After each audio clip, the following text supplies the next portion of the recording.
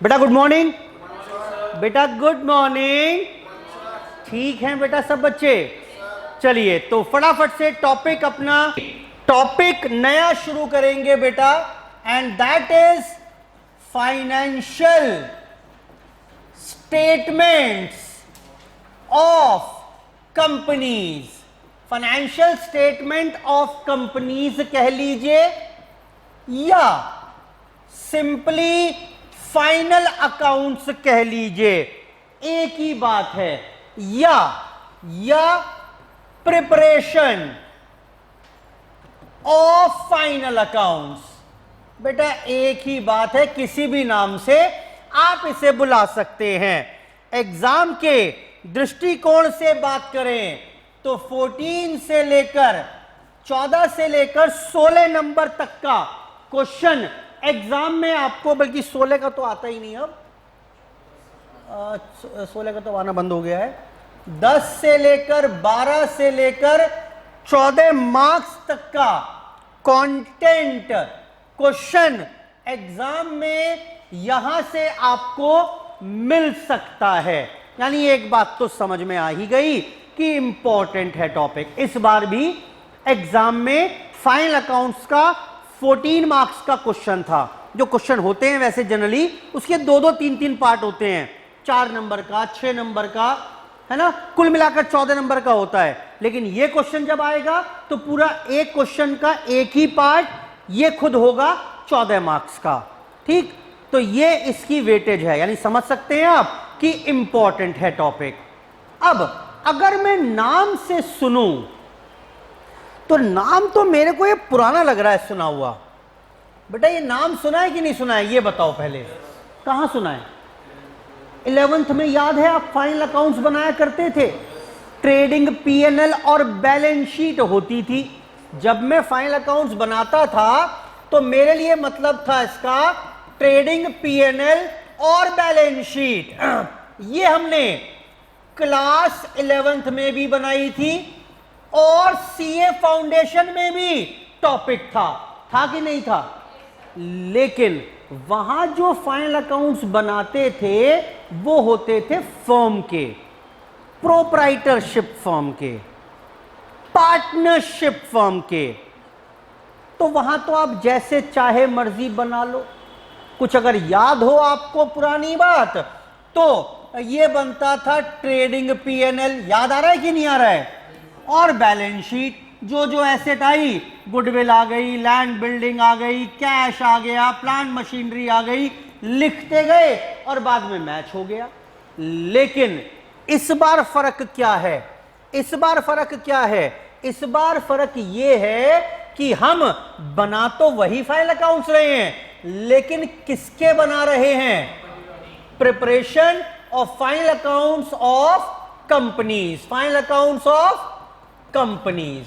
अब जब कंपनी के फाइनल अकाउंट बना रहे हैं तो बनेगा तो वही, trading account, PNL account, balance बनेगा तो वही। लेकिन इस बार अपनी मर्जी से ना बना पाएंगे। इस बार जो ट्रेडिंग पीएनएल बनेगा या फाइनल अकाउंट्स बनेंगे वो बनेंगे एज पर कंपनीज एक्ट। जो कंपनीज एक्ट का फॉर्मेट होगा, पैटर्न होगा, उस हिसाब से बनेंगे। ठीक, समझ में आ रही है बात? यानी आप लॉजिकली सोचो तो नया कुछ नहीं बता रहा मैं आपको। वही ओपनिंग स्टॉक ट्रेडिंग में जाएगा, नीचे क्लोजिंग स्टॉक पड़ा होता था ट्रायल के नीचे, याद आ रहा है? कहां कहां जाता था? 2 जगह, एक ट्रेडिंग अकाउंट में, एक बैलेंस शीट में। आउटस्टैंडिंग एक्सपेंस नीचे दिए हुए हैं, एक्सपेंस में जोड़ दो, बैलेंस शीट लायबिलिटी साइड। याद आ रहा है कुछ की नहीं आ रहा है? वही सब है। लेकिन इस बार ये सारा काम आपको सजा कर करना है। ऐसे नहीं जो चाहे मर्जी जहां चाहे मर्जी लिख दिया ना।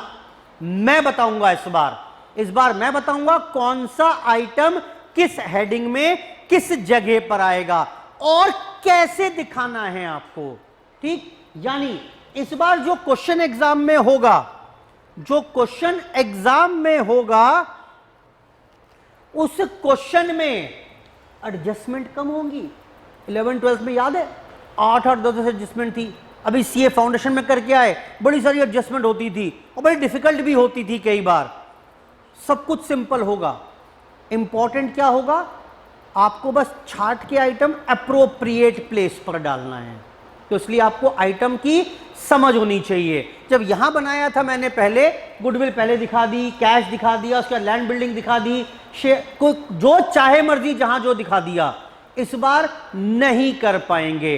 इस बार सब कुछ कैसे होगा, as per the companies act. Companies act as per the, ये जो बनेगा यहां पर, ये बनेगा बेटा इस बार जो फाइनेंशियल स्टेटमेंट्स बनेंगी वो बनेंगी एज पर कंपनीज एक्ट 2013।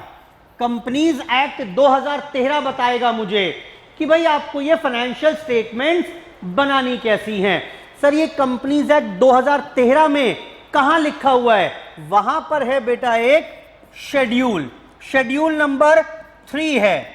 इसमें डिवीजन 1 के नाम से है, यहां पर फॉर्मेट पड़ा हुआ है। ये क्यों बता रहा हूं मैं, इसलिए इंपॉर्टेंट है, एमसीक्यू। यहां पर बहुत सारे क्वेश्चन एमसीक्यू के भी बनेंगे। ठीक, मैं बताता रहूंगा आपको, ये ऐसे एमसीक्यू में पूछ सकता है। ठीक, तो जो फाइनल अकाउंट्स ऑफ कंपनीज बनाएंगे वो बनाएंगे एज पर, बोलो बेटा एज पर, अरे बोलो, याद करना है सब मुझे, ये एज पर कंपनीज एक्ट 2013। और वहां कहां पड़ा हुआ है फॉर्मेट, शेड्यूल 3 का डिवीजन 1 है, जहां पर ये शेड्यूल, जहां पर ये फॉर्मेट पड़ा हुआ है। अच्छा सर अब ये बताइए फाइनल अकाउंट्स में बनाना क्या क्या है। अगर मैं फाइनल अकाउंट्स ऑफ कंपनीज की बात करूं तो इसमें आएगा बेटा, इसमें आएंगी कई सारी चीजें, जैसे पहले आएगा बेटा एक तो ट्रेडिंग एंड पीएनएल अकाउंट, और आएगी बैलेंस शीट, और आएंगे नोट्स टू अकाउंट्स, और आएगा cash flow statement. Cash flow statement, हाँ, आप नेट पर जाकर सर्च करिए किसी भी कंपनी की फाइनल अकाउंट्स, वहां पर आपको सबसे पहले पता है क्या मिलेगा, बताओ क्या होगा, पहले पन्ने पर होगी बैलेंस शीट, फिर मिलेगा ट्रेडिंग पीएनएल, फिर मिलेंगे नोट्स टू अकाउंट्स, और फिर कैश फ्लो स्टेटमेंट। अब कैश फ्लो स्टेटमेंट तो मैं यहां पर कवर नहीं करूंगा, क्यों, इसके लिए मेरे पास सेपरेट अकाउंटिंग स्टैंडर्ड है, सेपरेट चैप्टर है। 14 नंबर का क्वेश्चन यहां से भी आता है कॉम्प्रिहेंसिव, ये हम अलग से सेपरेटली पढ़ने वाले हैं, अलग से सेपरेटली कहीं कवर करेंगे इसे जाकर हम। ठीक, तो यहां पर मेरे लिए क्या रेलिवेंट हो गया, सिर्फ फिर अब ट्रेडिंग पीएनएल, बैलेंस शीट, और ये नोट्स टू अकाउंट्स क्या होते हैं। नोट्स टू अकाउंट्स क्या होते हैं, नोट्स टू अकाउंट्स का मतलब होता है एक्सप्लेनेशंस, वर्किंग नोट, समझ के लिए कि भाई ये जो बैलेंस शीट में आपने फिगर्स लिखी हैं, ये जो ट्रेडिंग पीएनएल में फिगर लिखी हैं, इनके बारे में जो विवरण है, डिटेलिंग है, वो सारी डिटेलिंग आपको कहां मिलेगी, नोट्स टू अकाउंट्स में। ठीक, मैं बता दूं आपको, एग्जाम में 2 नंबर 4 नंबर का क्वेश्चन मिल सकता है, इंफॉर्मेशन देगा, prepare a notes to accounts of share capital, इतनी ऑथराइज्ड है, इतनी इशूड है, सब्सक्राइब्ड है, पेड अप है, कॉल्स इन एरियर्स है, आ सकता है क्वेश्चन, एक बार आया हुआ भी है। ठीक, यानी अब क्या होगा यहां पर हम बनाएंगे ट्रेडिंग पीएनएल, बैलेंस शीट और नोट्स टू अकाउंट्स।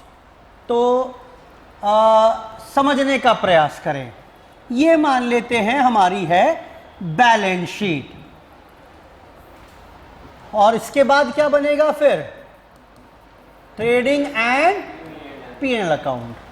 अब ये सब कुछ ही पहली बात तो वर्टिकल फॉर्मेट में डाल, एक तो फॉर्मेट ये हो गया, एक फॉर्मेट और भी होता है, कौन सा होता है वो, इसे क्या बोलते हैं, हॉरिजॉन्टल फॉर्मेट।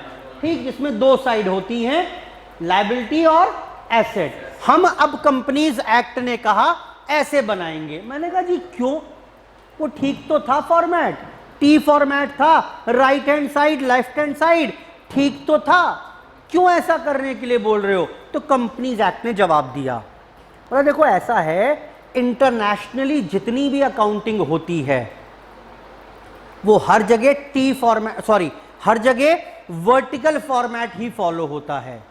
अब कंपनी आपने खोली है, कल को मल्टीनेशनल बन जाए, ठीक, विदेशों में भी काम करे, तो वहां के लोग समझ ना पाएंगे इस हॉरिजॉन्टल फॉर्मेट को, तो इसलिए आप वर्टिकल में ही बनाओ। हाँ, आप कोई पार्टनरशिप, प्रोप्राइटरशिप, छोटा मोटा धंधा कर रहे हो, आप जैसे चाहे मर्जी बना लो, लेकिन अगर आप कंपनी हो, प्राइवेट लिमिटेड या पब्लिक लिमिटेड कोई भी, तो आपको हमारे कहे अनुसार ये वर्टिकल फॉर्मेट ही फॉलो करना पड़ेगा। मैंने कहा ठीक है, आप कह रहे हो तो आपकी बात मान लेंगे। बेटा क्लियर हो गई बात कि नहीं हुई? इसलिए वर्टिकल फॉर्मेट कंपलसरी कर दिया। 2013 से पहले ऑप्शन था आपके पास कि आप वर्टिकल बना लो, हॉरिजॉन्टल, जैसे चाहे मर्जी बना लो, कोई दिक्कत नहीं है, लेकिन to synchronise the accounts with global standards, तो क्या किया, कंपलसरी है भाई अब आपको वर्टिकल फॉर्मेट में बनाना है। अगर आप हॉरिजॉन्टल में बना के आ गए, एक नंबर नहीं मिलेगा, ध्यान रखना इस बात का। और ये किसके ऊपर लागू है बात? कंपनीज के ऊपर। अगर कोई, जैसे हम ब्रांच की बैलेंस शीट बनाएंगे, एक चैप्टर आएगा ब्रांच अकाउंटिंग, उसमें जैसे चाहे मर्जी बना लो, जैसे चाहे मर्जी बना लो आप, वो कंपनी नहीं है। हाँ, अगर लिख देगा एक्स लिमिटेड की ब्रांच, तब बनाना पड़ेगा उसे इस फॉर्मेट में। बड़े सारे चैप्टर्स आएंगे हमारे पास, internal reconstruction, amalgamation of companies, ये चैप्टर वो हैं जो 14 नंबर के लिए हैं। Internal reconstruction, amalgamation of companies, consolidation of accounts, ये सारे बड़े चैप्टर हैं। सब में कंपनीज की अकाउंटिंग है, सब में बैलेंस शीट बनानी होगी, सब में यही फॉर्मेट फॉलो करना होगा। क्लियर है बात? ठीक, तो ऑब्वियस सी बात है, वहां उतनी डिटेल्ड बात नहीं होगी। यहां मैं पूरी एक एक आइटम आपको डिटेल में एक्सप्लेन करूंगा, क्योंकि आप ट्रायल से उठाकर उसे तभी डाल पाओगे एप्रोप्रिएट प्लेस पर जब आपको आइटम की समझ हो और उसकी जगह क्या है उसकी समझ हो। आई होप ठीक है बात बेटा? ये बोलो बेटा फटाफट से। कर लो, मुझे कोई दिक्कत नहीं है। बोल रहे सर आपने ये कहा कि कंपनी में तो यही यूज करना है, हम चाह रहे पार्टनरशिप का भी ऐसे ही बना लो, मुझे क्या दिक्कत है? आप वर्टिकल फॉर्म, हाँ कोई शर्त नहीं है, पार्टनरशिप एक्ट कुछ नहीं कह रहा, आप जैसे चाहे मर्जी बनाओ। आप कह रहे हो जी मुझे आदत पड़ी हुई है वर्टिकल की, तो यही मैं पार्टनरशिप में लागू कर लो, मुझे कोई दिक्कत नहीं है, कोई समस्या नहीं है। आई होप ठीक है बात? चलो जी, तो यहां पर ये 4 चीजें हम कवर करने वाले हैं। 4 चीजें रहेंगी फाइनल अकाउंट्स में, जिसमें कैश फ्लो हम अलग से पढ़ेंगे, बाकी तीनों चीजें यहां कवर करेंगे। कौन सी 3 चीजें हैं? बैलेंस शीट, उसके बाद P&L अकाउंट और notes to accounts. Notes to accounts क्या होता है? एक्सप्लेनेशंस। जो भी चीज यहां लिख रहे हो आप, ये फाइनल आंसर आएगा, उसकी बैकग्राउंड हिस्ट्री जो है, डिटेलिंग जो है, ब्रेकअप जो है, वो सब दिखाएंगे हम नोट्स टू अकाउंट्स में। बेटा ठीक है बात?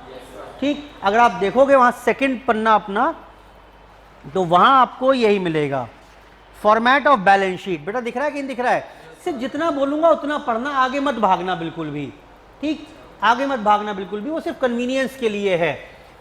अब समझिए, ये जो बैलेंस शीट है इसमें होती है ये कुछ इस तरीके से। ये क्या है बेटा? Notes to accounts, working note number. Sir ये फिक्स है क्या? नहीं नहीं नहीं, कोई जरूरत नहीं है। जिसके बारे में कुछ समझाना है, मैं काम कर रहा हूं, मैं इसको हटा रहा हूं फिलहाल, ठीक है ना?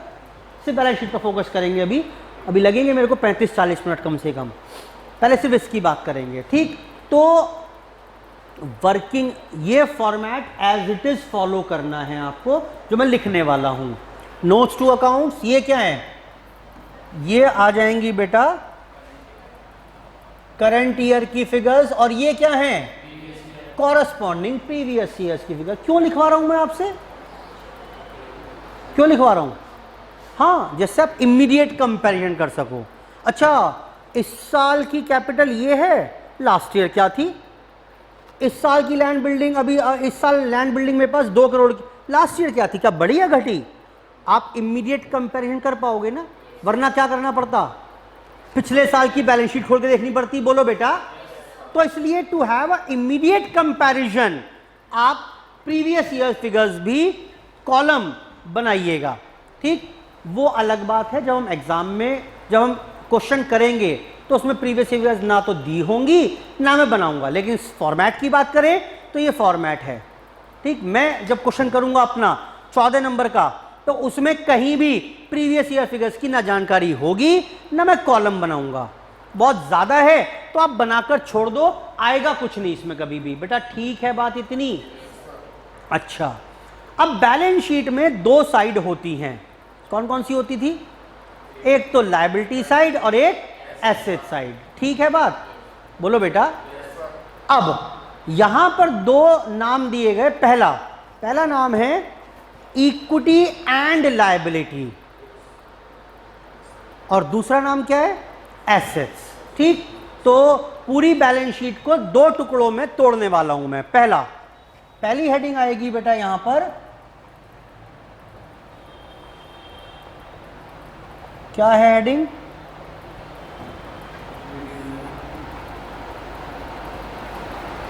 ये लो, इक्विटी एंड लायबिलिटीज। ये नाम क्यों डाला होगा? लायबिलिटीज और एसेट्स नाम होते थे तो कोई लेमन लैंग्वेज पढ़ेगा। आप सोचो, पुरानी बैलेंस शीट सोचो। लायबिलिटीज मतलब ये सारी उधारियां हैं क्या? मालिकों का पैसा जमता नहीं है, बात जमती नहीं है बात ही थोड़ा सा। तो ज़्यादा बेहतर नाम होना चाहिए। वो है तो थर्ड लायबिलिटी तो है, लेकिन थर्ड पार्टी लायबिलिटी नहीं है। मालिकों का पैसा और दूसरे लोगों का पैसा। बेटा समझ में आ रही बात? नाम, हेडिंग का नाम क्या है? Equity and liabilities. I hope ठीक है बात? ठीक, ये मेन हेडिंग है हमारी। इसमें होगा अब 2 बातें। ऑब्वियस सी बात है, कौन कौन सी? एक, share holders fund.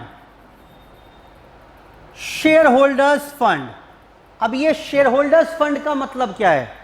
Shareholders fund का मतलब क्या है? पढ़ो वहां पर एक बार जरा फटाफट से। इक्विटी एंड लायबिलिटी बेटा दिख गई आपको? पहली मेन हेडिंग। ठीक है, इसमें क्या क्या आ जाएगा? शेयर होल्डर्स फंड में शेयर कैपिटल। अभी नाम समझ में आता है कि नहीं आता है?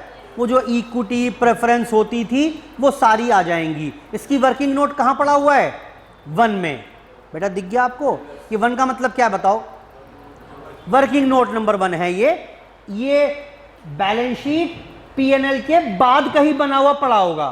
बेटा ठीक है, आगे पढ़ो। अगला क्या है? Reserve surplus. ये जितने भी रिजर्व सरप्लस होते हैं मालिकों के तो हैं ये भी।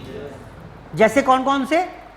General reserve, PNL, CRR, capital reserve. ठीक, या कोई भी और रिजर्व मैं कह रहा हूं, वो सारे यहां जाएंगे। कौन कौन से कितने कितने हैं वो सब वर्किंग कहां मिलेगी आपको? वर्किंग नोट 2 में। सर रिजर्व सरप्लस है ही नहीं क्वेश्चन में, वर्किंग नोट 2 नहीं बनेगा। बोलो बेटा, वर्किंग नोट 2 नहीं बनेगा। ठीक, तो सर ये लिखें कि ना लिखें? अभी आप मानो कि लिख के चलना है आपको। अभी आप मानो, ठीक, कि आप लिखोगे। पहला ये क्या है? Equity and liabilities. उसके बाद शेयर होल्डर्स फंड। दिख रहा है आपको कि नहीं दिख रहा है? उसमें शेयर होल्डर्स फंड में अगर आप देखेंगे तो reserve surplus money received against share warrants. अब देखो ये कभी आपको देखने को मिलेगा नहीं वैसे, लेकिन कई बार ट्रायल में पड़ा हुआ है अमाउंट। अब आप घूमते रह जाओगे कहां डालूं इसे? यही चैलेंज है और कुछ नहीं। वो बोलेगा शेयर वारंट के 2 लाख रुपए हैं, कहां डालूं इसे? कौन सी हेडिंग में डालूं इसे? तो आपको ये याद रखना है कहां आना है? शेयर होल्डर्स फंड में आना है। शेयर वारंट होते क्या हैं? शेयर वारंट का मतलब क्या होता है?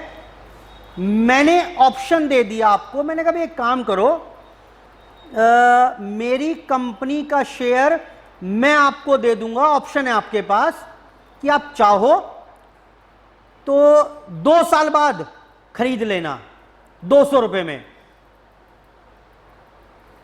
वो शेयर आज ही 200 रुपए का है, 2 साल बाद भी 200 में दे दूंगा, आप मुझे 50 रुपए दे दो, 150 बाद में दे देना।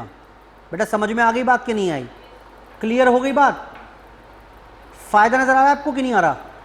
क्या फायदा नजर आ रहा है बताओ? 50 रुपए दिया आपने, बुक कर लिए शेयर अपने। बोलो बेटा 2 साल बाद बाकी बच्चे देकर खरीद लेना। आप नहीं खरीदोगे, बताओ कब नहीं खरीदोगे? कब? कितनी घट जाएगी? अगर शेयर का भाव गिर गया तो ऑप्शन है आपके पास, राइट दे रहा हूं मैं आपको। हाँ 50 रुपए तो देखो आपके खत्म हो जाएंगे, वो फिर वारंट के जो दे रखे हैं, ठीक, लेकिन आपके पास राइट है भविष्य में शेयर खरीदने का। खैर ये स्टोरी समझ में आई थोड़ी सी कि नहीं आई? मेरे पास पैसे आ गए कि नहीं आए? एंट्री क्या करूंगा मैं, बताओ मुझे, एंट्री बताओ फटाफट से। एंट्री होगी bank account debit to share warrant. Capital थोड़ना है, शेयर थोड़ना इशू कर दिए। बोलो बेटा, तो बैंक तो चला गया एसेट्स में, कहां जाएगा बाद में देखेंगे। ये शेयर वारंट का क्रेडिट बैलेंस दिखना शुरू हो गया आपको, कहां डालूं इसे? यही तो है, यही तो है शेयर वारंट। बेटा समझ में आ गई? पढ़ो फिर से। Money received against share warrants. मैं चाहूंगा इसके आगे आप एक एंट्री लिख लो। क्या एंट्री पास करी होगी आपने? Bank account debit to share warrant. लिखो एंट्री।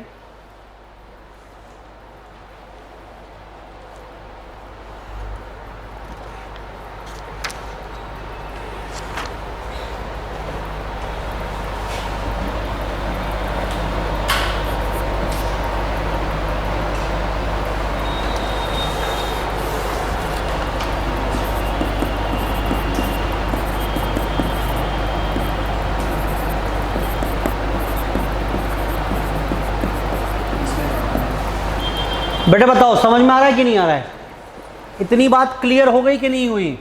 वर्किंग नोट 1 2, इसका तो क्या ही वर्किंग नोट होगा, एक ही एंट्री होगी, सीधा अमाउंट यहां डाल देंगे अगर होगी तो।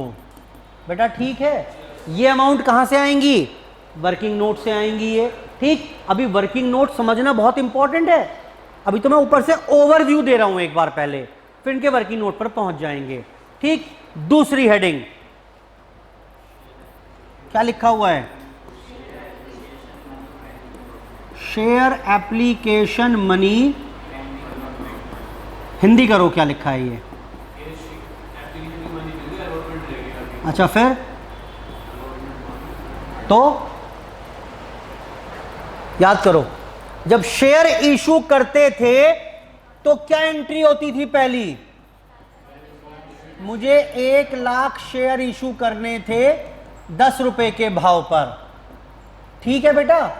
तो सबसे पहले पैसा आएगा bank account debit to share application. बोलो बेटा 10 लाख से। और अगली एंट्री क्या करते थे?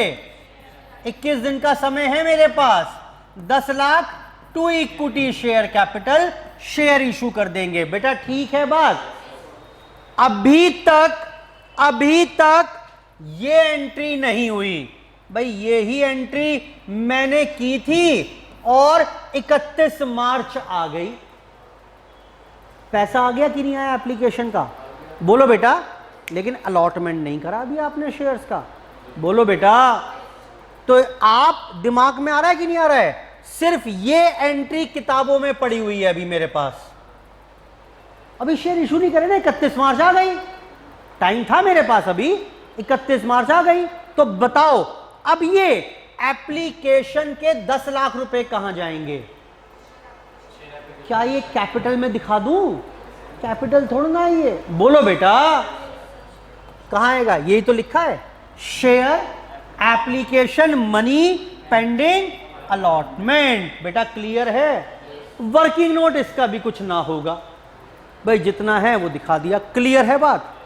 यही सुनो, यही सुनो। हाथ क्या हुआ? क्या 1 लाख शेयर इशू किए थे, लेकिन भाई साहब गजब, गजब ही मार्केट में नाम चल रहा है मेरा।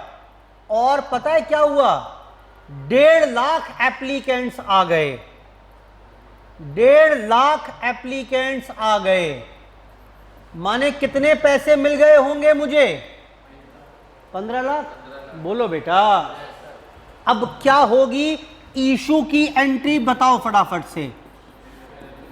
शेयर एप्लीकेशन 15 लाख में से इक्विटी शेयर कैपिटल में ट्रांसफर कर दोगे 10, और बाकी क्या करोगे बेटा? रिफंड करोगे। हाँ बोलो, रिफंड करोगे ना? ये बताइए मुझे, ये तो भविष्य की बात दिखा दी मैंने। आज तो बस इतना ही काम हुआ है। ये तो चला गया बैंक में, जहां भी एसएम बैंक पड़ा होगा। 15 लाख कहां दिखाओगे? हाँ, शेयर एप्लीकेशन मनी पेंडिंग ना, लेकिन पेंडिंग अलॉटमेंट, पेंडिंग अलॉटमेंट तो 10 लाख की है सिर्फ। 10 लाख तो दिखा दोगे। ये 5 लाख क्या है बेटा? प्रॉब्लम समझ में आई कि नहीं आई ये बताओ पहले। क्लियर है बात कि नहीं है? 10 लाख तो ठीक है, इनकी तो अलॉटमेंट पेंडिंग है अभी। 5 लाख तो पूरे फालतू हो गए। ये 5 लाख कहाँ आएंगे? एग्जाम में क्वेश्चन, इसका क्वेश्चन है, क्वेश्चन में पॉइंट है ये वाला हमारा एक। ये 5 लाख कहाँ दिखाओगे? तो सोचो ना, कुछ तो सोचो आप। अच्छा ये बताओ पहले, तो एसेट है या लायबिलिटी है ये? क्लियर है बात, लायबिलिटी होगी ये, ठीक। एक काम करो, मैं बस पढ़वा के थोड़ा छोड़ रहा हूं अभी।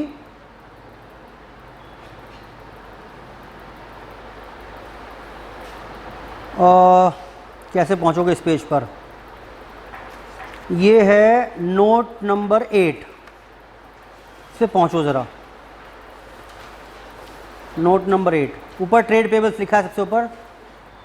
बेटा पहुंच गए? 8 पर पहुंच गए कि नहीं पहुंचे? हेडिंग क्या है 8 की? आप यही तो बोल रहे हो, करंट लायबिलिटी है ये। बोलो बेटा, सॉरी लायबिलिटी है ये, पेमेंट तो करना है ना। बात आज दिखाएंगे कहाँ। तो अदर करंट लायबिलिटी में डी पॉइंट पढ़ो जरा एक बार, क्या लिखा हुआ है? Application money received for allotment of securities and due for refund. बोलो बेटा, 5 लाख रिफंड होने हैं ना, तो ये तो आ जाएंगे अदर करंट लायबिलिटीज में, पॉइंट नंबर डी में। बेटा क्लियर है? अब आप एक काम कर लो, वहीं पर शेयर एप्लीकेशन मनी जहां लिखा हुआ था उसके आगे ये एंट्री डालो,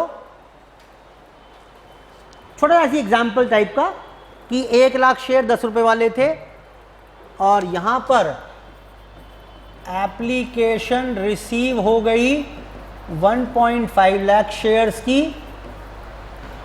तो ये 5 लाख कहाँ आएगा ये दिखाना चाह रहा हूं बस मैं। बोलो बेटा कहाँ आएगा मेरे क्वेश्चन में? नोट नंबर 8 में पॉइंट नंबर कौन सा था? डी। 8 में डी।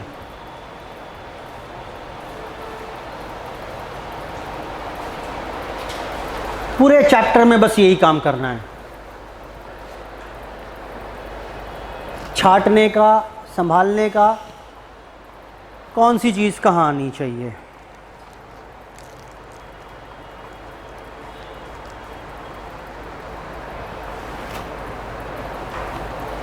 बेटा हटा दूं उसको यहां से अब? ठीक, वापस आइए। लो जी, यहां तक आ गए हम। अब क्या बचा इसमें? अब आएंगी कुछ तो नॉन करंट लायबिलिटी, और क्या आएंगी उसके बाद? Current liability. अच्छा इन दोनों में फर्क बताओ क्या है? नॉन करंट मैंने हम बात कर चुके हैं वैसे इसकी कहीं और भी। नॉन करंट लायबिलिटी किसे कहोगे? जो 12 महीने से बाद पेबल हैं, जो मुझे पेमेंट करना है 12 महीने से बाद के समय में, और जो विद इन 12 मंथ्स करना है वो कौन सी हो गई? Current liability. अगर 12 महीने हो तो करंट नॉन करंट? बोलो बेटा, करंट होगा। ठीक कर लो उसे, वहां लिखा हुआ है लेस देन 12 मंथ्स लिखा है ना, उसे करो up to 12 months. Less than up to कर लो, ऐसे कर लो, less than up to 12 months, up to 12 months current liability में है। पढ़ो जी, चार सब हेडिंग हैं इसकी। लॉन्ग टर्म बोरोइंग्स, क्या समझ में आ रहा है आपको इससे? जो पैसा मैंने उधार लिया लंबे समय के लिए, ऑब्वियस सी बात है, 12 महीने से ज्यादा के लिए मैंने उधार लिया है, बैंक से लिया हो, डिबेंचर्स हो, क्लियर हो रही है बात? और अगर 12 महीने से कम हो तो क्या नाम होगा उसका? नीचे पढ़ी होंगी, देखो पढ़ी कि नहीं पढ़ी है, याद रह जाएगा फॉर्मेट।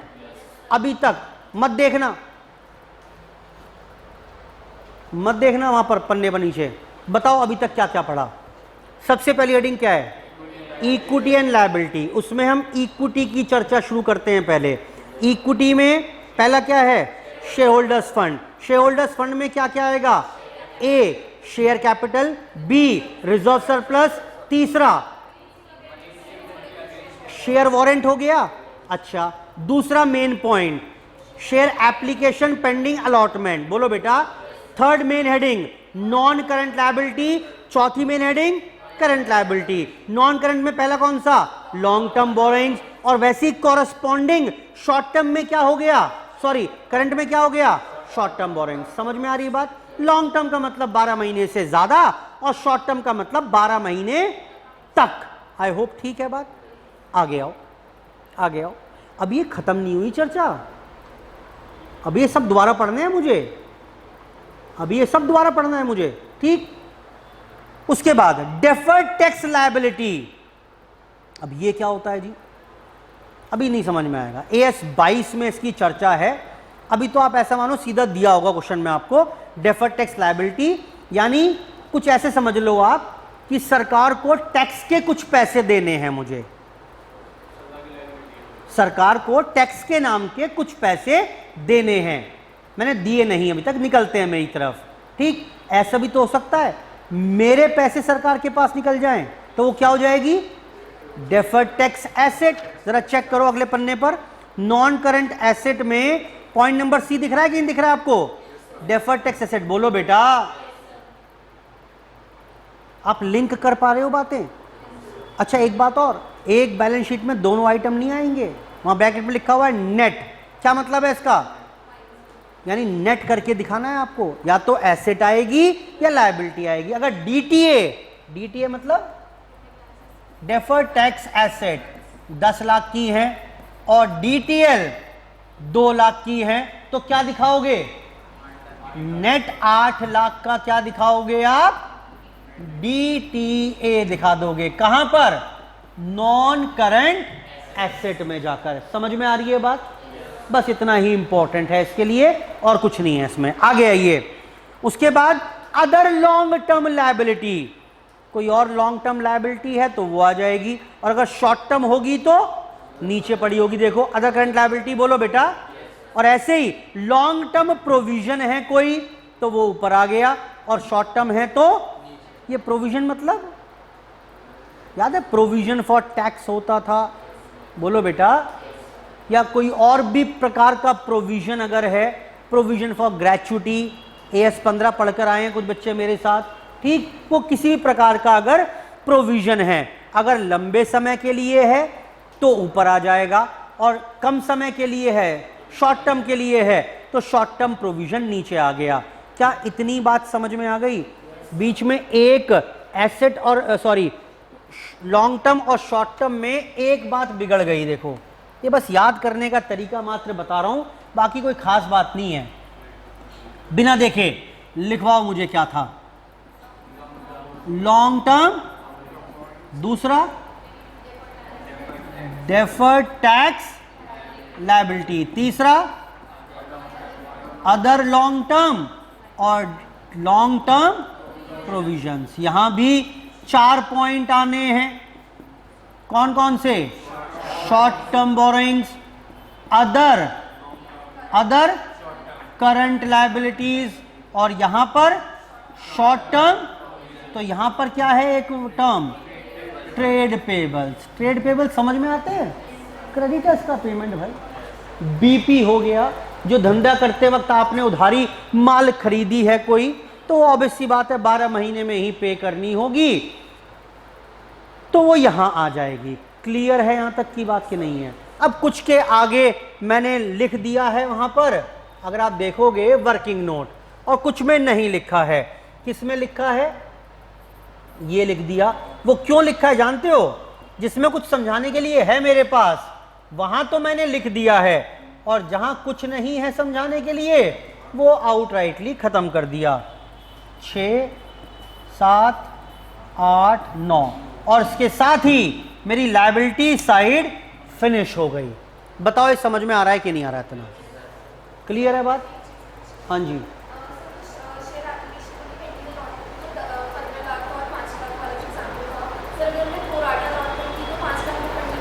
क्यों नहीं करने पड़ेंगे?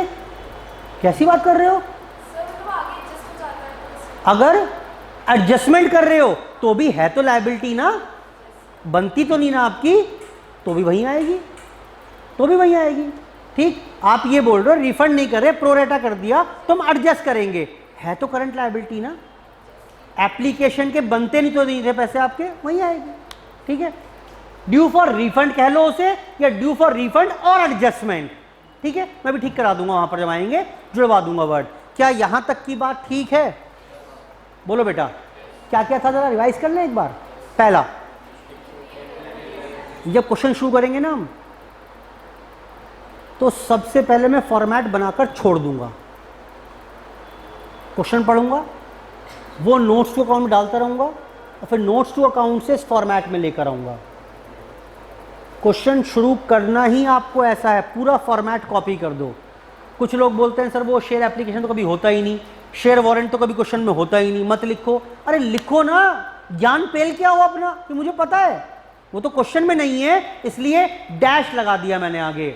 लेकिन पहला काम मेरा यही होगा, मैं क्वेश्चन शुरू करते ही पूरा फॉर्मेट कॉपी मारूंगा पहले। तो आओ कॉपी कर लेते हैं। पहले क्या लिखोगे? इक्विटी एंड लायबिलिटी, उसमें हम बात करेंगे इक्विटी वाली। देखो, दो हेडिंग इक्विटी की हैं, दो लायबिलिटी की हैं। लायबिलिटी की दो कौन सी हैं? नॉन करंट और करंट, बोलो बेटा। और इक्विटी की दो कौन सी हैं? शेयर होल्डर्स फंड और share application money receive pending allotment, बोलो बेटा। और share capital, share holders fund में तीन कौन सी हैं? Share capital, reserve surplus, share warrant, बोलो बेटा। नॉन करंट में 4, करंट में 4। नॉन करंट में 4 कौन सी? लॉन्ग टर्म बोरोइंग, यहां short term borrowing. Deferred tax liability यहां पर अलग है, trade payable. Other long term, other short term, long term provision, short term provision. याद रह जाएगा? बोलो बेटा। यही करना है, यही करना है। एडजस्टमेंट प्रॉब्लम नहीं करेंगी इसमें, यहां आपको बस क्वेश्चन में से आइटम उठाते जाने हैं और अप्रोप्रिएट प्लेस पर डालना है। क्लियर है? अब एक काम करेंगे हम, एसेट पर मूव करने से पहले इसको कंसोलिडेट करते हैं, यहीं तक इनके शेड्यूल्स पढ़ते हैं, सॉरी नोट्स टू अकाउंट्स पढ़ते हैं एक बार। ठीक, पढ़ो जी मेरे साथ। अब ये 8, 9 हैं और इनमें क्या क्या खास बातें हैं वो भी मैं आपके साथ डिस्कस करता चलूंगा। शेयर कैपिटल सुनो, अब जब इसकी वर्किंग नोट बनाओगे आप तो क्या दिखाओगे उसमें? शेयर कैपिटल में फॉर ईच क्लास आपको हर शेयर अलग अलग दिखाना है। 10 रुपए वाला है, 100 रुपए वाला है, प्रेफरेंस शेयर है, इक्विटी है, सब अलग अलग दिखाने हैं। बेटा समझ में आ रही है बात? ठीक, वहां लिखा हुआ है for each class number and amount of shares authorised, कितने ऑथराइज्ड हैं वो भी दिखाओ। बेटा समझ, बोलो। ये देखो कुछ ऐसा बनेगा, शेयर कैपिटल नोट नंबर 1। अच्छा सर एक बात बताइए, ये ना लॉन्ग टर्म लायबिलिटी क्वेश्चन में है ही नहीं, है ही नहीं, तो वर्किंग नोट नंबर 1, 2 मतलब ये क्या करें, इसका चेंज कर दो। वर्किंग नोट कोई स्पेसिफाइड नहीं है बेटा, समझ में आ रहा है? पहले होता था पुराने कॉन्सेप्ट में कि भाई 3 का मतलब यही है, 4 का मतलब यही है, अब नहीं है। हो सकता है एक भी वर्किंग नोट ना बने, सीधी फिगर्स दे रखी हैं, डालते जाओ, काम खत्म। क्वेश्चन है हमारे पास ऐसा भी एक, ठीक, यानी ये स्पेसिफाइड नहीं है। Working note can very. वापस आओ, तो अब क्या हुआ, शेयर कैपिटल नोट नंबर 1 क्या बताएंगे इसमें आप, ऐसे जी ऑथराइज्ड कितनी है, इक्विटी शेयर कैपिटल है, प्रेफरेंस शेयर कैपिटल है, ये 100 वाली थी, ये 500 इक्विटी शेयर्स थे, प्रेफरेंस शेयर थे 1000, ये भी 100 वाले थे, फिर 1500 इक्विटी शेयर और ऑथराइज्ड हैं 10 रुपए वाले। बेटा समझ में आ रही है बात, सारी डिटेल दे रहे हो, कब दे पाओगे, जब क्वेश्चन में दिया होगा। अरे दिया ही नहीं तो क्या करूं मैं, बोलो बेटा, समझ में आ रही है बात। अगर क्वेश्चन में ही नहीं बताया तो क्या करूं मैं, फिर तो इग्नोर ही करना पड़ेगा। क्लियर है, आगे आइए। उसके बाद कितने पार्टली पेड अप हैं, कितने, यानी कुल मिलाकर बात ये कि जितने भी प्रकार के शेयर हैं सबका अलग अलग डिटेलिंग मुझे चाहिए होगी। और disclose the following for 5 years, 5 साल तक डिस्क्लोजर्स करने हैं ये। सर ये तो क्या मतलब हुआ क्वेश्चन में, इसका क्वेश्चन मतलब नहीं हुआ। वो क्या करेगा, बोल सकता है कि जी जो शेयर कैपिटल का नोट्स टू अकाउंट्स बनता है, चलो उसका फॉर्मेट बनाकर दीजिए 3 नंबर के लिए, तो अब सब चिपकाना पड़ेगा ये। क्लियर है बात। प्रैक्टिकल क्वेश्चन में क्या बताओगे भाई, डिस्क्लोजर, ये तो दिमाग में है आपके, ठीक है। या वो पूछ सकता है मेरे से एमसीक्यू में, पढ़िए, number and class of shares allotted without payment received in cash. समझ में आ रही है बात, याद आ रहा है। कुछ शेयर्स होते थे जो हम इशू करते थे कैश में, और कुछ करते थे अदर देन कैश। बोलो बेटा, मैंने एग्जाम्पल लैंड बिल्डिंग खरीदी, land building to vendors 10 lakh की, और बेटा जब ये पैसा मांगने आए तो जानते हो क्या किया मैंने 10 लाख के शेयर दे दिए। इसे क्या बोलते हैं, इसे क्या बोलते हैं बेटा, इसे बोलते हैं issue of shares for consideration other than cash. Cash नहीं आया, कुछ और आ गया। ऐसे किसी का बिजनेस खरीदा मैंने, बदले में उसे शेयर दे दिए, तो शेयर देकर क्या आया मेरे पास, नकद नहीं आया, रोकड़ नहीं आया, क्या आया, बिजनेस आ गया, अदर देन कैश। ठीक, तो बोल रहा है आपको दिखाना पड़ेगा।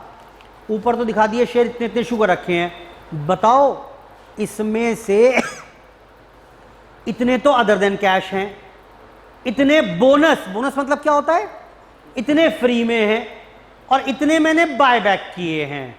क्लियर है बात कि नहीं है, बोलो बेटा।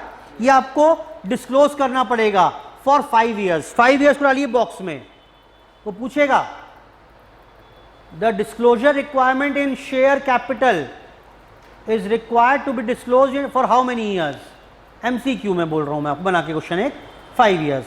तो 5 साल तक आपको ये सब दिखाना है। क्या क्या, number and class of shares allotted without payment in cash, payment received in cash, without payment received in cash box में डालो। Number and class of shares allotted by way of bonus shares, bonus shares को box में डालो, highlight करो। और number and class of shares bought back, कितने आपने वापस खरीद लिए, वो भी बॉक्स में डालो। ये सब आपको डिस्क्लोज करना है। हाँ, कुछ कॉल्स इन अरियर्स क्या होती थी, भूल गया मैं, जो पैसा मैंने मांग लिया लेकिन मिला नहीं, तो क्या करेंगे, उसका शेयर कैपिटल से माइनस करके दिखाते हैं। क्लियर है बात। ये सब लिखोगे जब आप शेयर कैपिटल, ऑथराइज्ड यहां पे लिख दी, मान लेते हैं इशूड, यहीं से लेस करोगे कॉल्स इन एरियर्स, और तब ये आउटर कॉलम में जो है ये जाएगी फिगर कहां पर, ये जाएगी यहां पर, कहां गया, ये फिगर आएगी फाइनली यहां पर। बेटा क्लियर है बात, बोलो बेटा। तो नोट नंबर 1 शेयर कैपिटल में खास बात क्या रही कि सारे प्रकार के शेयर दिखाने हैं अलग अलग, ऑथराइज, सब्सक्राइब, इशूड, साथ में 5 साल तक ये भी दिखाना है सेपरेटली कि कितने बोनस में इशू किए, कितने बायबैक किए, और कितने, अरे बोलो, अदर देन कैश इशू किए। याद रह जाएगा बेटा। चलो आगे आओ। दूसरा, रिजर्व सरप्लस, जितने भी रिजर्व्स हैं सब दिखा दो, all types of reserve, ESOPs, shares, options, outstand, पहले चैप्टर होता था, अब ये चैप्टर कोर्स में नहीं है हमारे। ईसोप से एक चैप्टर होता था। खैर, अगर हैं किसी भी प्रकार का रिजर्व तो वो दिखा दीजिए। लेकिन इंपॉर्टेंट बात क्या है, अच्छा पीएनएल का बैलेंस है कुछ, पीएनएल का बैलेंस, और वो ना नेगेटिव है, लॉस है, यानी भाई एसेट, एक काम करते हैं, ऐसे समझिए, ये याद है ऐसे दिखाते थे 5 लाख, या पीएनएल यहां होगा 2 लाख, एक ही चीज होगी कोई। हिंदी करके बताओ मतलब क्या है इसका, हिंदी करके बताओ बेटा मतलब क्या है इसका, अरे बोलो क्या मतलब है इसका, इसका मतलब क्या है, 5 लाख का मुनाफा कमाया हमने, बोलो बेटा, और इसका मतलब क्या है 2 लाख का घाटा। बेटा क्लियर है बात। तो अगर मुनाफा है तो रिजर्व सरप्लस में आ जाएगा, घाटा है तो क्या करेंगे, तो भी वहीं आएगा विद अ नेगेटिव साइन। सुनो, आप ना कंपनीज एक्ट ने दलील दी इसकी, पहले वो मिसलेनियस एक्सपेंडिचर में एसेट साइड पर आता था लॉस, अब क्या किया कंपनीज एक्ट ने, बोला एक लेमैन है उसे समझ नहीं है खातों की, ठीक, तो देखो क्या लिखा हुआ है यहां पर, लैंड बिल्डिंग, आ हा, प्लांट मशीनरी, आ हा, गुडविल, आ हा, सब बढ़िया बढ़िया चीज लिखी है कि लिखी है, और ये लिखा है पीएनएल, तो बताओ क्या सोचेगा वो, ये भी अच्छी चीज होगी, बोलो बेटा। एक लेमैन को ये कागज का टुकड़ा दोगे लिस्ट बनाकर, तो वो यही तो कहेगा ये सब आपकी अच्छी अच्छी चीजें चल रही हैं, तो ये भी अच्छी चीज होगी। गलत मैसेज गया कि नहीं गया, बोलो बेटा। तो ऐसे कंपनीज एक्ट ने कहा ना भाई ना, ये यहां ना दिखाएंगे, यहीं दिखाओ, और अगर नेगेटिव है तो माइनस करके दिखाओ 2 लाख रुपए with negative sign with in bracket. बेटा क्लियर है बात, ठीक। तो जितने लास्ट लाइन पढ़ो वहां पर, डेबिट बैलेंस बॉक्स में डालो उसे, of any reserve shown as negative balance in reserve surplus, आएगा रिजर्व सरप्लस में ही, लेकिन नेगेटिव फिगर के साथ आएगा, ब्रैकेट में आएगा। बेटा क्लियर है। साथ में जितने भी डिस्क्लोज करने होंगे आपको, allocations, appropriation such as dividend, bonus, transfer to और फ्रॉम रिजर्व एक्सेट्रा, यानी पूरी डिटेलिंग आपको वहीं दिखानी है। जैसे क्या हुआ, कुछ ऐसे, जब आप ये बना रहे हो note number 2 for reserve and surplus, इसमें आया जनरल रिजर्व, अब हुआ क्या इसमें, हुआ ये ओपनिंग 2 लाख था, कुछ ट्रांसफर हुआ फ्रॉम पीएनएल 3 लाख, कुछ यहां से मैंने बोनस डिक्लेयर कर दिया। बेटा याद आ रहा है फाउंडेशन में बोनस डिक्लेयर करते थे, एंट्री क्या होती थी, रिजर्व टू शेयर कैपिटल, बोलो बेटा। तो ट्रांसफर हुआ यहां से कितने का, मान लेते हैं 2.5 लाख का, और आपने कुछ ट्रांसफर कर दिया टू सीआरआर, ये याद आया कब करते थे, जब प्रेफरेंस शेयर रिडीम करते थे तो उतनी ही कैपिटल सीआरआर में ट्रांसफर करनी होती थी, तो वो ट्रांसफर की। अगर मैं जो भी कुछ हो रहा है वो सब आप यहां करके दिखाओगे। बेटा समझ में आ रही है बात। 1 लाख चेक करो, ये लिखा हुआ है, ऐसे नहीं ओरली कर लिया, कैलकुलेटर पे कर लिया और काम खत्म ना, डिस्क्लोज करना है। ओपनिंग ये था इसलिए बढ़ा, इसलिए घटा। बेटा क्लियर है बात। डिटेल्ड वर्किंग नोट चाहिए मतलब मुझे। आइए तीसरा, long term borrowings. Long term borrowings obvious सी बात है, नाम से समझ में आ रहा है। ये हम कहां पर आ चुके हैं अब, ये देखो, ये फिगर मिल गई मुझे, ये मिल गई, ये मिल गई, ये डायरेक्टली आ चुकी होगी, ये डायरेक्टली आ चुकी है मेरे पास। बोलो बेटा, इस पर आ गए, लॉन्ग टर्म बोरोइंग्स पर। पढ़िए, जैसे कौन सी, बॉन्ड्स हुए, डिबेंचर्स हुए, loan from bank, term loan, कोई भी और लोन, डिपॉजिट, कुछ भी लोन। बेटा क्लियर है बात कि नहीं है, सारे लोन दिखा दोगे आप। हाँ, अलग से दिखाना होगा, loan taken from related parties. AS 18 दे दिया मैंने। बोलो बेटा, कौन सी होती है रिलेटेड पार्टी, वो पता है सारी आपको अब। बोलो बेटा हाँ, कुछ ब्लड रिलेशंस में, कुछ associate, subsidiary and so on. तो अगर आपने उनसे लोन लिया है तो भैया अलग से डिस्क्लोज करना पड़ेगा, लोन फ्रॉम रिलेटेड पार्टी कितना है, और borrowing shall be classified as secured. और देखो कुछ ऐसा बनेगा, अगर मैं बनाकर दिखाने की कोशिश करूंगा आपको, note number 3, long term borrowings. बेटा क्लियर है? सुनो अब कैसे होगा, शायद ऐसे कुछ बना सकते हो आप, डिबेंचर्स, बैंक लोन और कोई और बोरोइंग्स कुछ भी हैं, ये आ गई, ये कुल मिलाकर 5 लाख की। ये 5 लाख पहुंच जाएगा, बताओ कहाँ पहुंच जाएगा 5 लाख? ये 5 लाख यहां पर आ जाएगा। हाँ बोलो, हाँ ठीक है, लेकिन नहीं, मेरा पेट नहीं भरा अभी नहीं, आपको डिस्क्लोज करना पड़ेगा। क्या? एक यहीं पे दिखाओ, 5 लाख का ब्रेकअप, क्या कि फ्रॉम रिलेटेड पार्टी कितना है इसमें से, ओहो 3 लाख रिलेटेड पार्टी से है, और अदर से कितना है 2 लाख। इस 5 लाख की डिस्क्लोजर कर दिया कि नहीं करा आपने? नहीं, अभी भी पेट नहीं भरा मेरा। और क्या दिखाऊं फिर? इसमें से सिक्योर्ड कितना है और अनसिक्योर्ड कितना है। 4 लाख सिक्योर्ड है, 1 लाख अनसिक्योर्ड है। ये इसी की डिटेलिंग ही तो हो रही है, डिस्क्लोजर ही तो है, सब दिखाना पड़ेगा। बेटा क्लियर हो गई बात? जितना लॉन्ग टर्म है बताओ कितना रिलेटेड पार्टी से, कितना अनरिलेटेड से, कितना सिक्योर्ड, कितना अनसिक्योर्ड। लेकिन ये सब दिखा कब पाओगे? कब इंफॉर्मेशन दी होगी। होगी नहीं सारी इंफॉर्मेशन, नहीं होगी। कॉम्प्रिहेंसिव बता रहा हूं, होगा नहीं सब कुछ। ये वहां लिखा होगा लॉन्ग टर्म या लोन फ्रॉम बैंक 5 लाख, उसमें से 3 लाख सिक्योर्ड, 2 लाख अनसिक्योर्ड। या secured by hypothecation of land worth ₹3 lakh. तो क्या करोगे आप बस ये दिखाओगे loan secured 3 lakh, unsecured 2 lakh, बस खत्म बात। क्लियर है बात? चलो, ये तो मैक्सिमम बता दिया मैंने आपको।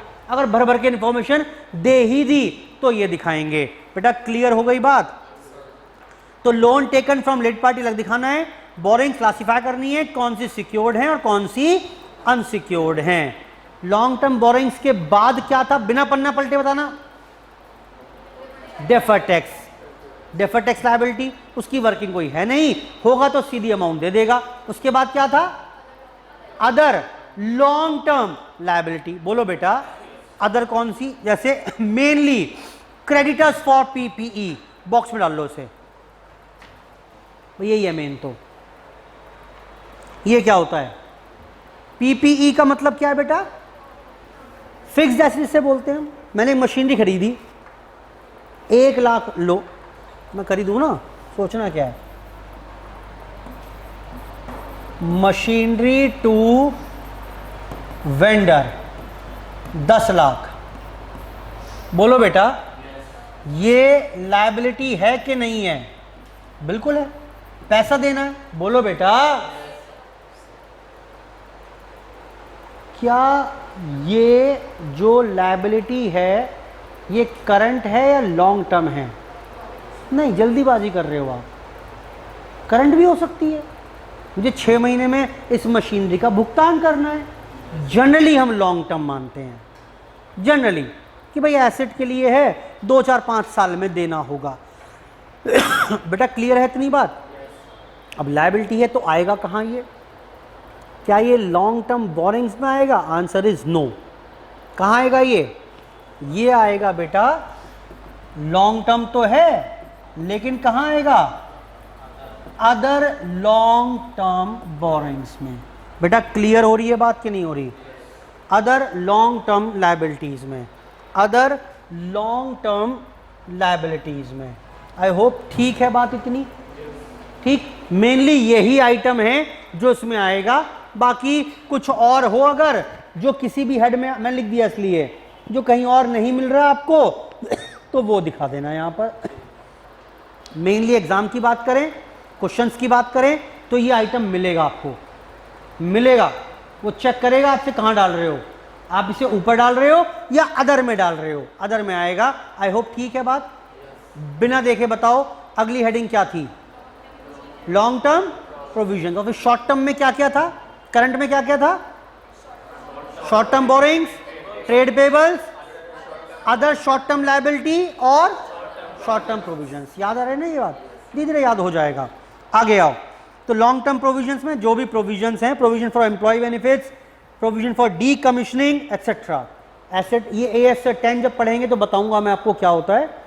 तो फिलहाल कोई भी अगर लॉन्ग टर्म के लिए, भाई 20 साल बाद एम्प्लॉय रिटायर होगा, उसके लिए मैंने बेनिफिट देने हैं, मुझे उसे ग्रेचुइटी देनी है, पेंशन देनी है, उसके लिए प्रोविजन बना रखा है मैंने, तो वो सब कहाँ आएगा, लॉन्ग टर्म प्रोविजंस में। इंपॉर्टेंट बात क्या है इसमें, वहां लिखा हुआ है देखिए, provision created on assets.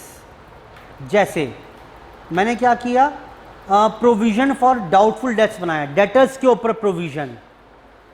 Investment की वैल्यू याद है, AS 13 में कम हो जाया करती थी, मुझे डर है कम हो जाएगी, चलो प्रोविजन आज ही बना लो। Provision for fall in the value of investment, provision for fall in the value of fixed asset. अगर ये एसेट से संबंधित प्रोविजंस हैं तो ये लायबिलिटीज में नहीं आएंगे, कहां आएंगे फिर, रिलेटेड एसेट जहां पड़ी होगी वहीं से लेस करके दिखाएंगे। सरल शब्दों में समझाता हूं, बैलेंस शीट, डेटर्स पड़े हैं, बोलो बेटा, अब PFBD यहां नहीं आएगा, कहां आएगा, यहीं से लेस करके। समझ में आया कुछ के नहीं आया, बोलो बेटा। इन्वेस्टमेंट्स के ऊपर प्रोविजन है तो प्रोविजन फॉर फॉल यहां आएगा, यहां प्रोविजन फॉर इन्वेस्टमेंट्स नहीं आएगा। आई होप ठीक है, जब ये साइड पढ़ेंगे तो बता दूंगा बात। ये फिलहाल ये कि provisions which are created on certain assets वो यहां नहीं आएगा। पढ़ो अब समझ में आ जाएगा। Provision created on assets, example कौन से, provision for bad debts, for fall in the value of investment, should be deducted from assets, वो एसेट्स से घटाकर दिखाएंगे, यहां पर नहीं आएंगे। बेटा ठीक है बात, बोलो बेटा। मैंने लोन लिया हुआ है 10 करोड़ रुपए का,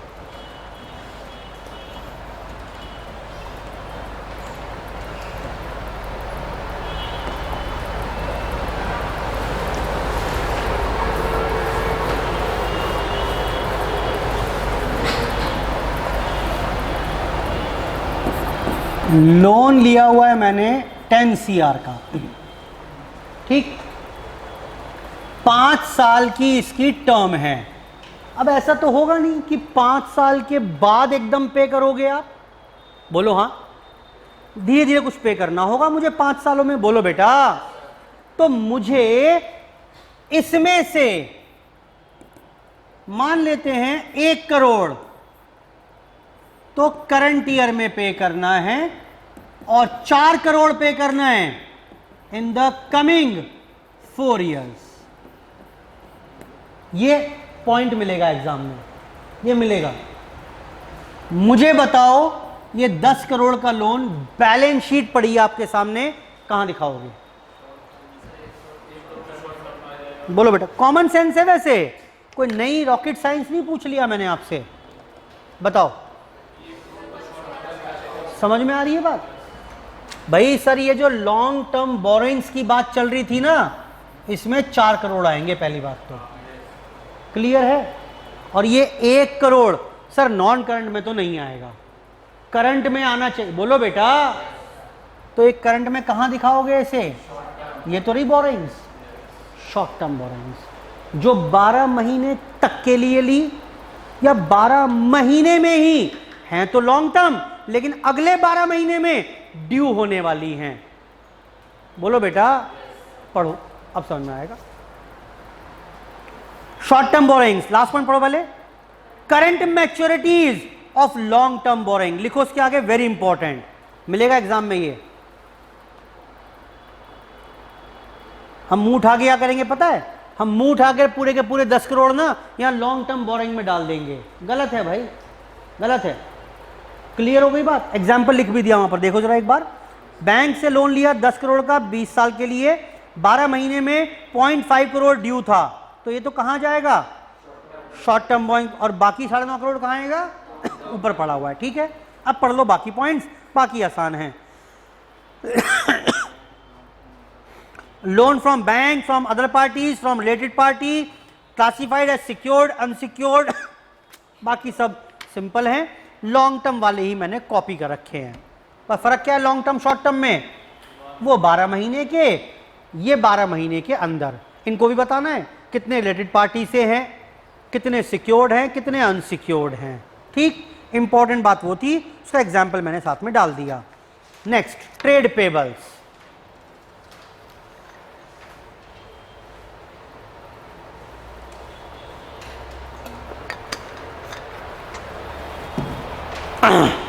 ट्रेड पेबल का मतलब क्या था, क्रेडिटर्स, बिल्स पेबल। अब जो उधारी होती है बिजनेस में, बड़ा इंपॉर्टेंट है उसको ट्रैक करना भाई। क्यों, जो माल बेचा है जब वो पैसा आ जाएगा तभी मैं और माल खरीद पाऊंगा। ठीक, तो उसका वर्किंग मेरे पास बहुत इंपॉर्टेंट है, होनी चाहिए, जिसको हम बोलते हैं एजिंग। तो जितने भी क्रेडिटर्स मेरे पास हैं, ट्रेड पेबल्स, मुझे वो एजिंग करके दिखानी है। कितने अगले 3 महीने में मिल जाएंगे, कितने 3 से 6 महीने में, कितने 6 से 9, कितने 9 से 12, और 12 से ज़्यादा हो तो फिर तो है ही नहीं इसमें ये। बोलो बेटा, फिर तो ऊपर चले जाएंगे कहाँ पर, लॉन्ग टर्म में। बेटा क्लियर है, यही बोल रहा है बस।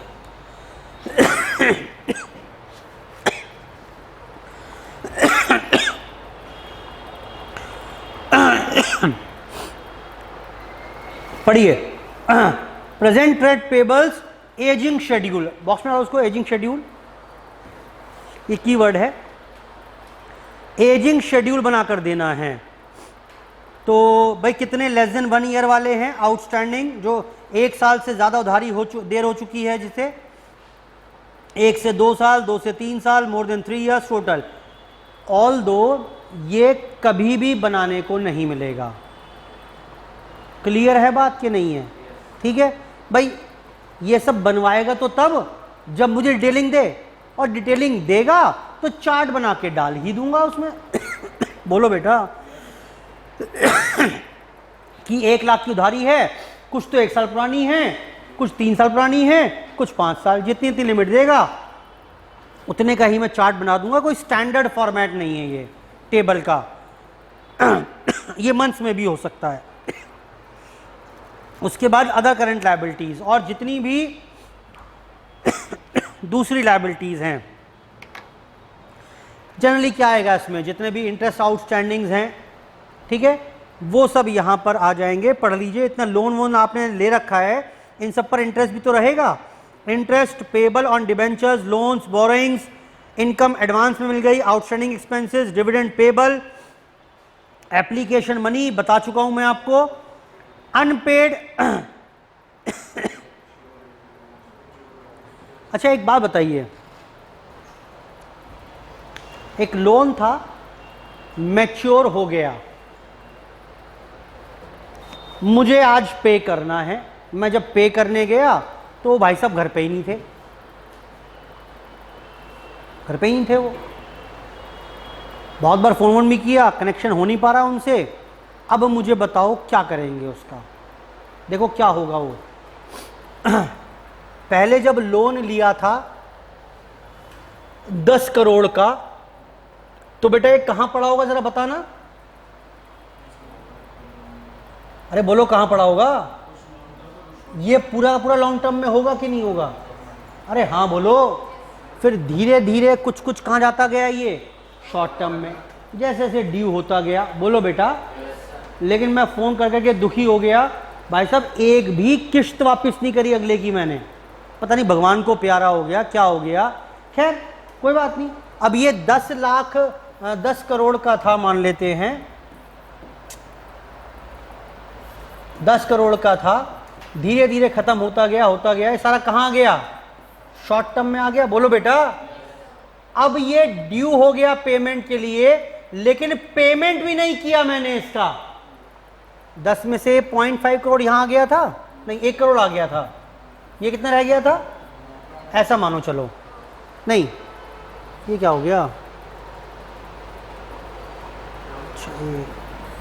ठीक है। अब तो बोलो बेटा, अब 1 करोड़ का लोन मुझे रीपे करना है, मैं घर गया उसके, वो मिल ही नहीं रहा, तो अब क्या करेंगे इसे, ये शॉर्ट टर्म बोरोइंग से हटाकर कहां डाल देंगे इसे, अदर करंट लायबिलिटी। पढ़ो से अब समझ में आ जाएगा। अनपेड मैच्योर्ड लोन और डिबेंचर्स या उसका कोई इंटरेस्ट, बेटा क्लियर है बात कि नहीं है, ऑल्दो उसकी कोई एडजस्टमेंट क्वेश्चन में किसी क्वेश्चन में है नहीं, लेकिन ये पॉइंट समझ में आ गया कि नहीं आया। भाई ड्यू हो गया, 1 साल में ड्यू होगा, तो मैंने शॉर्ट टर्म में डाल दिया, ड्यू हो गया, घर गया पैसे देने, नहीं मिला, लायबिलिटी तो है मेरी, लेकिन अब ये शॉर्ट टर्म बोरिंग से लोन लायबिलिटी से बाहर हो जाएगा, अदर करंट लायबिलिटी में चला जाएगा। बेटा ठीक है। और इसी प्रकार से अगर कोई है हमारा शॉर्ट टर्म प्रोविजंस,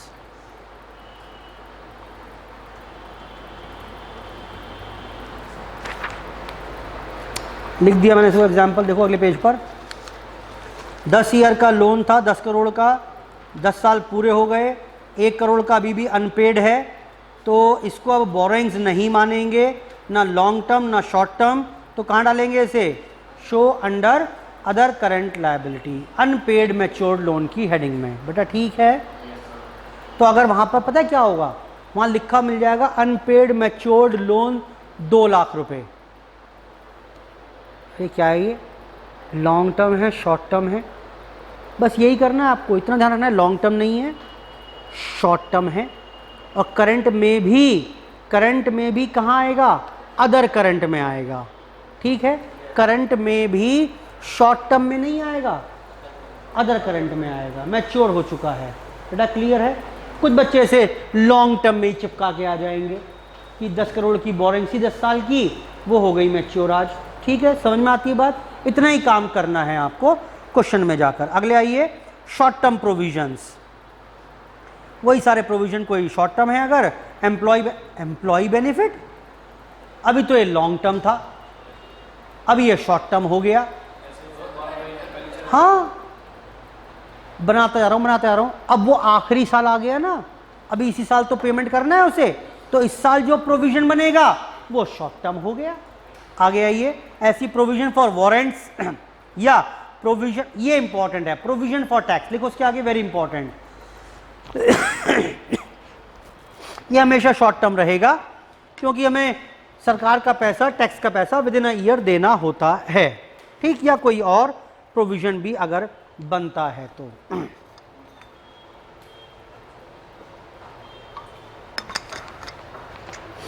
बेटा क्या यहां तक की बात समझ में आती है कि नहीं आती है, ठीक। तो ये थी हमारे पास